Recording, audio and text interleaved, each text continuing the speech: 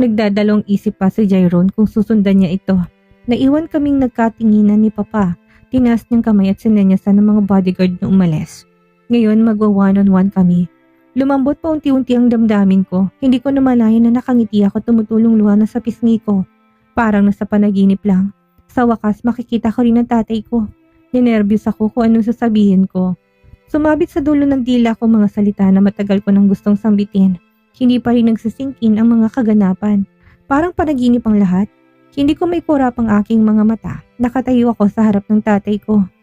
Pa, basag katahimikan ko. Nanginig ang labi niya at niyakap ako ng pagkahigpit. Tumalo ng puso ko. Ito ang unang beses na naramdaman kong inip ng yakap ng isang ama. Heto, hindi ko mapigilang mapatulong ng luha. Patawarin mo ko anak. Patawarin mo ko kung iniwan ko kayo. Patawarin mo ko sa dami ng pagkukulang ko sa inyo. Paus na boses na usan niya. Sumikip ang dibdib ko sa walang humpay na paghingi ng patawad. Kailanman, hindi ako nagtanim ng sama ng loob sa iyo pa. Tinatanggap kong rason mo kaya iniwan mo si mama. Ang importante, nakilala ko po kayo. Mahina akong tugon. Nililibing ng hikbi kong boses ko. Kumalas siya. He pressed his lips into a thin line and he looked at me affectionately. Babawi ako anak. Hindi ko na ulit kayo iwan ni Amelia. Starting now, you will be officially my daughter. You will become a member of this family. Pero hindi pwede. I'm your illegitimate child. Sisirain kong reputasyon nyo bilang Parker. Agad kong tutol. Tumigas ang expression niya. Kapag mapatunayan kong hindi ko totoong anak si Jairon, ibibigay ko sa iyong kumpanya. Puno ng kumpiyansang saad niya. Natuod ako.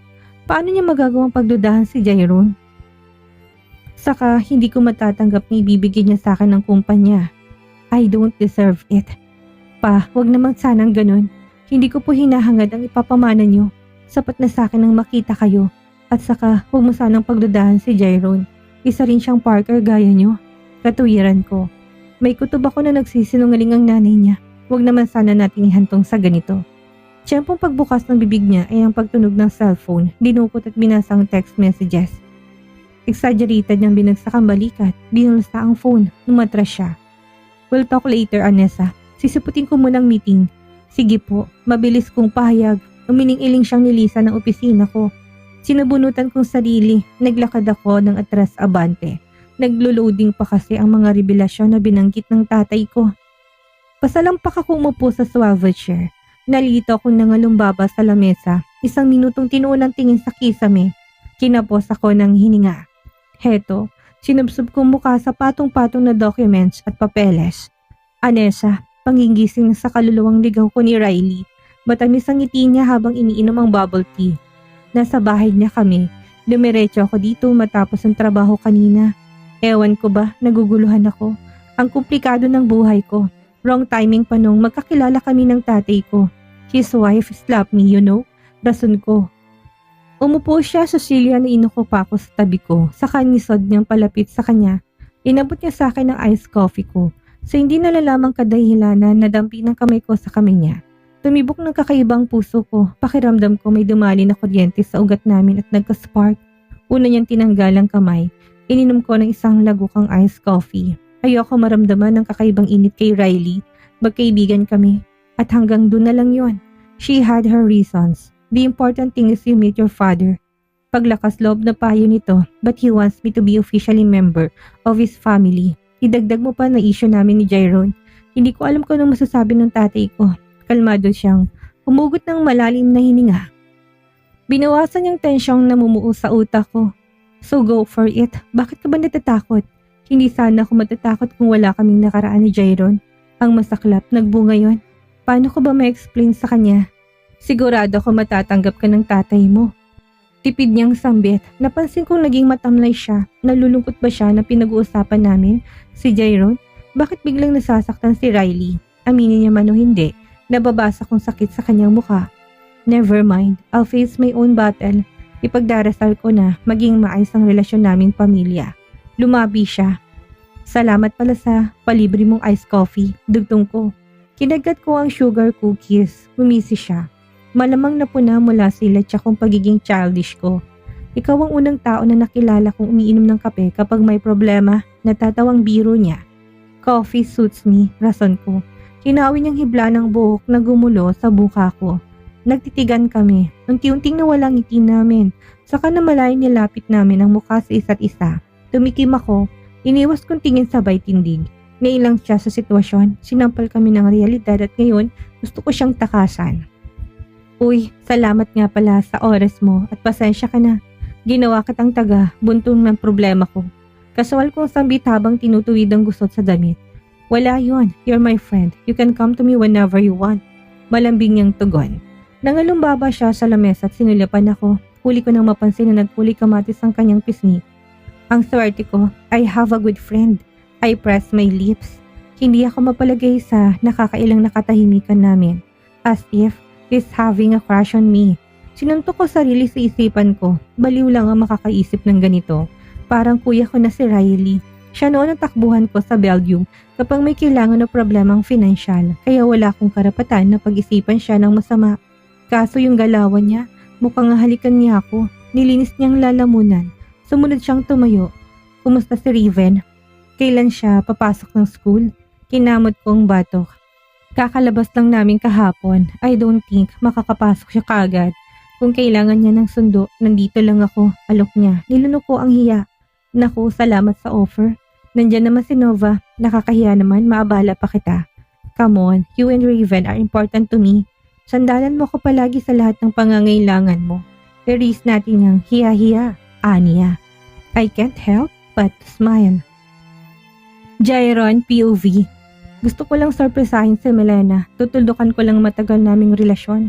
Ayoko siyang pahirapan. Ayoko siyang gumaya sa nanay ko na hindi katiting na pagmamahal mula sa tatay ko hindi na natatanggap. Humugot ako ng malalim na hininga matapos sipati ng oras sa kumikinang kong luxury watch. Nakatayo ako sa harap ng bahay ni Melena, pasado 5:00 ng hapon. Lumulubog ang araw, unti-unting tinatakpan ng anino ng paligid. Nagdalawang isip muna ako bago pinindot ang doorbell. Haharapin kong 2 buwaya. Kailangan kong maraming pasensya at lakas ng loob para makumbinsi sila. Maya-may bumukas ang pinto. Siyempong ang maliwanag na mukha ni Melenang tumunghay sa akin. Pinaskil kaagad ang matamis niyang ngiti. Nakasuot siya ng kulay asul na malamig sa mga mata na sundress. Nilugay ang maalo na buhok. Sinubukan niya maging cute pero lalo kong nasuklam sa kanya. What a nice surprise, babe! Is there something wrong kaya napadalaw ka? Nag-away na naman ba kayo ni Beau? Bungad niya sabay kapit sa braso ko. Mistula siyang linta na ayaw kumakalag hanggat hindi nauubos ang dugo ko sa kakasipsip.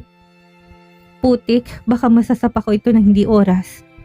Where is your parents? Agad kong tanong imbis na sagutin ang mga tanong niya. Umiba ang expression niya. Naglaho ang matamis niyang ngiti. Bakit? May problema ba? Tinanggal kong kamay niya. I just want to talk to them. Of course. Is everything alright? Nalilito niyang balik tanong. Wala nang satsat, Melena. Dalhin mo kagad ako sa parents mo para matapos na ito. Sabi ko sa matigas na tono. Nagpatiuna ako sa kanya. Nawawalan ng pasensya. Atat na atat kong pinagsisigawan, napuputulin ko ang engagement. Kasalampak akong umupo sa malambot nilang sofa. Yumukod sa kasiniklop ang 2 kamay. Hindi ako nagsisi sa desisyon ko. Nauuhaw ako sa tinatawag nilang kalayaan. Aakto kaagad ako bago makisawsaw ang ama ko. Just a sec. I'll call them. Aniya bago ko iniwan. Ilang minuto ako naghintay hanggang sa marinig ang ingay na papalapit na yapak. Nanaog sa hagdan si Melena, nasa likod niyang mga magulang. Bumakas ang kalituhan at kabahan sa anyo nila.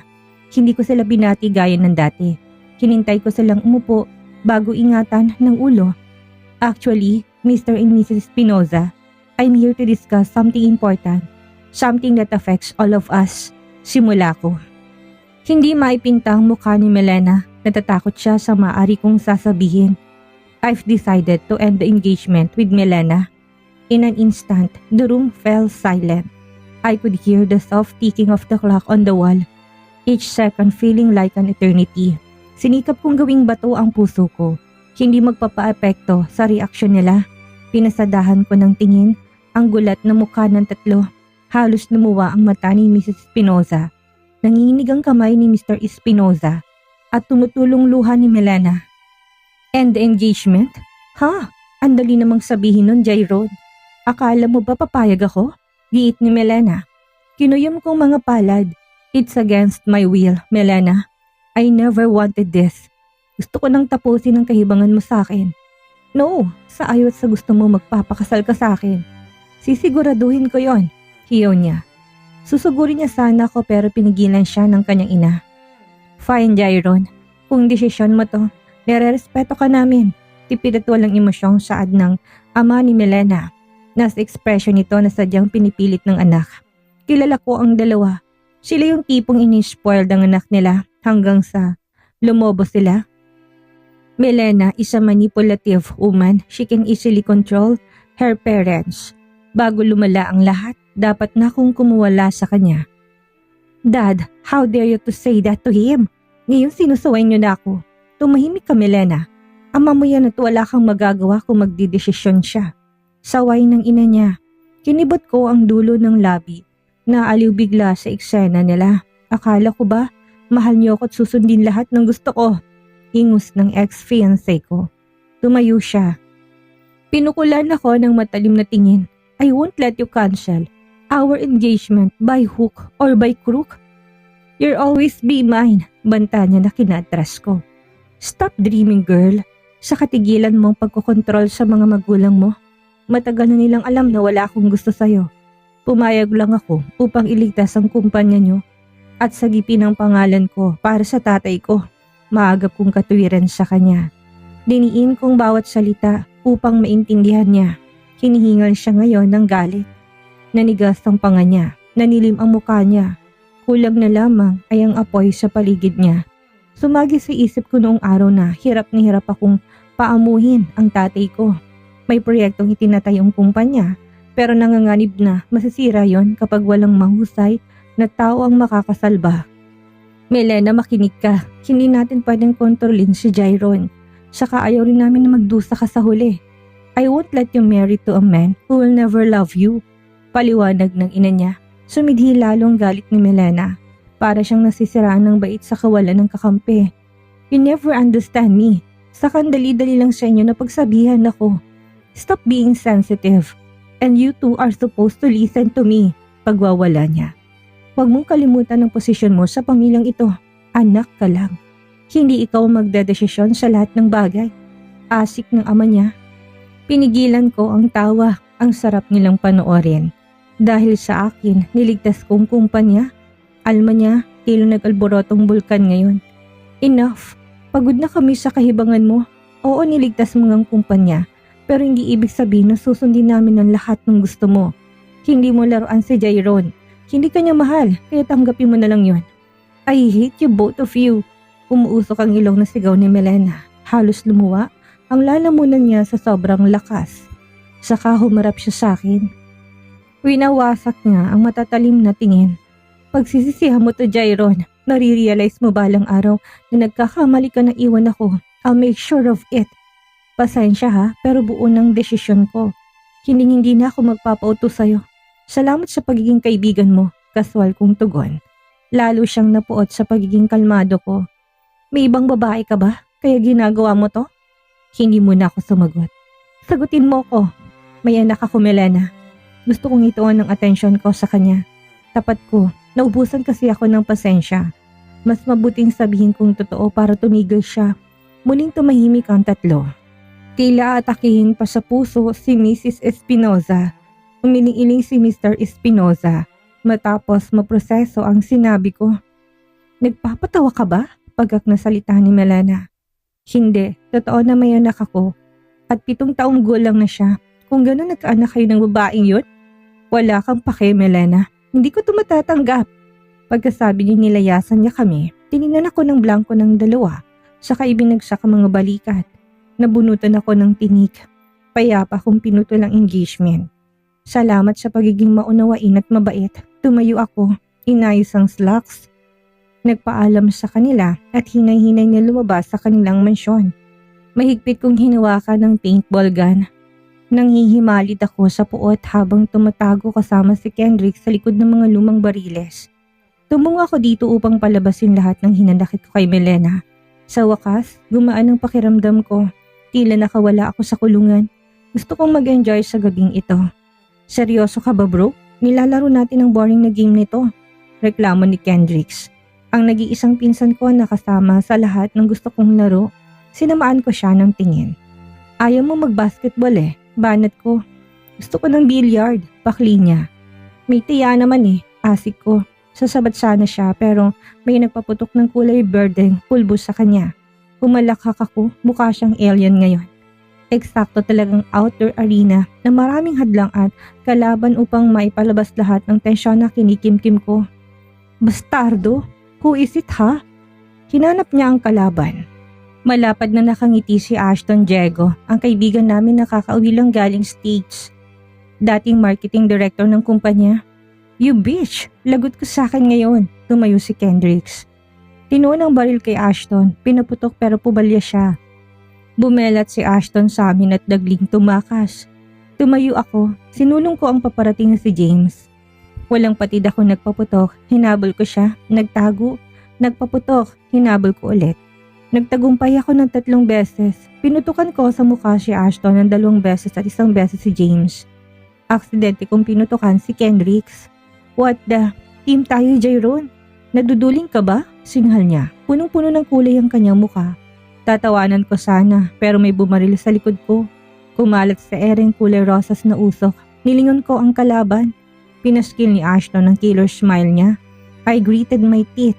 Hinabol ko si Ashton. Pinutukan siya pero si James ang natamaan na magsalubong kami. Humiyaw ako sa tuwa. Naglaro kami hanggang alas 10 ng gabi. Doon ko naramdaman ang totoong kaginhawaan. Kahit na saglit ay nakalimutan ko mga problema. Nakakabwisit.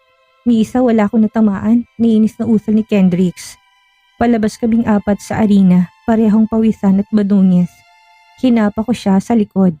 Pareho lang tayo. Napuno ako ng pinta pero 10 beses lang ako nakatama. Sabi ko. At least may 10 ka. Ako ni isa wala. Giit niya. Better luck next time. Sabad ni Ashton. Walang nagbago sa makulit na disposisyon sa kabila ng masamang nangyari sa amin noon. Nagalit ako nang umalis siya nang walang paalam sa akin. Pinadalhan niya lamang ako ng email at sinabing nag-resign siya at nasa Amerika na. Ngayon lang kami nagbati ng pinagtagpo kami dito. Ashton, may utang ka pa rin sa akin. Agaw pansin ko, kunwari tinignan ko siya ng masakit. Tumawa lang ang mokong, hindi na bahala. Pinatawad kita pero babayaran mong danyos na iniwan mo sa puso ko. Ililibre ko kayo sa, no, you should buy the St. Blaise cruise. Epal ni Kendricks, inakyat babang mga kilay. Kumirot ang mukha ni Ashton. Hindi ko ma-afford yun, hindi ko kasi yaman nyo. Reklamo niya kaagad. Kumagalpak sa tawa ang hudlom kong pinsan. Iniskampang kaibigan ko. I'm just joking, maling natin seryosohin mo. Matagal na nalulugi ang cruise ship na yon, saka hindi ako interesado. Tipid kong wika, tinirik ni Kendricks ang mga mata. I'm glad you're back, dude. Susamahan mo ba akong mang chicks mamaya? Mamamakla ka na naman? Gago. Overqualified na ako sa mga bakla. Mga chicks naman ang target ko. Umiling-iling ako. Pinasasakit na naman ang ulo ko sa mga babae nila. Sa kasamaang palad nakita ulit ang mga babaero. Kulang si Nicola para kompleto. Nakalimutan ko, graduate na pala yun. Nagbagong buhay dahil may mga anak na. Magtagisan nga kayo, ilang chicks na ba meron ka, Kendricks? Sinakyan ko sila. Siguro 20, napaisip niyang sabi, natatawa kung binatukan siya. Ba't ayaw mo maniwala? Totoo namang 20 ang chicks ko ha? Bulyaw niya. Mag-ingat ka sa mga chicks mo, baka mahantong ka sa masama, babala ko. So far 10 pa lang na ikama ko. Pagmamayabang niyang sabi, kinantyawan siya ni Ashton. Nahihiyang umiti si James, sabay ko. Babatukan ko sana siya ulit pero tinapik niyang kamay ko. Kailan ka ba titino, Kendricks? Kailangan mag-ingat ng manay mo, naintindihan mo? Siniko siya. Kumunot ang noon niya. Kapag magkaroon ako ng triplets gaya ni Nicola, you moron, baka masumpa ka ng dila mo. Sabi ko, humagikik siya. Saan ba tayo ngayon? Untag ni Ashton. Seryoso tong manlilibre. Minukang bibig para magsalita nang tumunog ang cellphone. Hawak ni James yon. Sumimangot ako nang iabot niya sa akin. What do you want? Hindi ko natapos ang sumingit ng matinis na boses. Hindi to si Melena. Number niyang ginamit kaya nakala ko na siya. It's me, Miss T. Pakilala nito. Ang kababatang kapatid ni Melena. What's wrong? Why do you have her phone? Is this another trick? Banat ko. Nanginig ang boses niya. Narinig kong bahagyang pag-alintana niya. Nasa ospital si ate. Ano naman, wala na kami Misty, kaya tumigil na kayo sa panggugulo sa akin. She tried to end her life, saad niya. She cut her wrist. Natagpuan namin siya sa bathtub kaninang 8:00. Ngayon akong sinisisi niyo? No, hindi niya matanggap na wala na kayo. Alam mo namang mahal na mahal ka ni ate. Please consider her. Pagsusumamo niya, tumiim ang bagang ko. I'll come to the hospital. I'll explain to her clearly about everything. Huwag niya akong gagaguin sa kabaliwan niya. Pinatay ko kaagad ang linya. Umuusok ang ilong ko na nilibot ang tingin sa namamanghang mukha ng mga kasama ko. That bitch committed suicide, sabi ko sa kanilayasan sila. At dito na po nagtatapos ang kabanata ng ating kwento at sana'y muli niyo po akong samahan sa mga susunod pang kabanata. Maraming salamat po at ingat po tayong lahat.